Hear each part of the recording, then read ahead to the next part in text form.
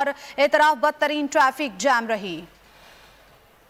एक और अहम खबर आपको देंगे। इलेक्शन कमीशन के फैसले के खिलाफ एहतजाज और कार्य सरकार में मुदाखलत का केस इस्लामाबाद से आपको बता रहे हैं जहां पर इमरान खान की हाजिरी से इस्तिस्ना की दरखास्त भी मंजूर कर ली गई है। इसी पर बात कर लेते हैं। अपने नुमाइंदे एहतशाम अब्बासी हमारे साथ मौजूद है। एहतशाम, आगाह कीजिएगा। जी बिल्कुल, इमरान खान की न्यायालय के बाद इलेक्शन कमीशन के बाहर पाकिस्तान तहरीक इंसाफ के जो कारकुनान हैं उन्होंने एहतजाज किया था। उसके बाद उनके खिलाफ दहशतगर्दी दफात के तहत मुकदमा दर्ज किया गया है जिसमें खान साहब का नाम भी डाला गया था।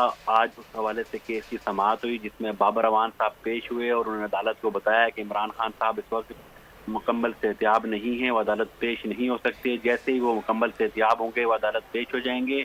अदालत में उनकी मेडिकल रिपोर्ट जमा करवाई गई जिसके बाद अदालत ने इस्तिस्ना की जो दरख्वास्त है वो मंजूर करते हुए समाअत 31 जनवरी तक मुलतवी कर दी है। मैं आपको वाज़ह करते चलूँ कि इमरान खान का ऐसे केस में नाम डाला गया जिसमें उस मौके पर वो मौजूद ही नहीं थे। जी ठीक है, बहुत शुक्रिया एहतशाम अब्बासी आप। और एक बार फिर से चलते हैं दुनिया बोल है की तरफ। Over to you Talha.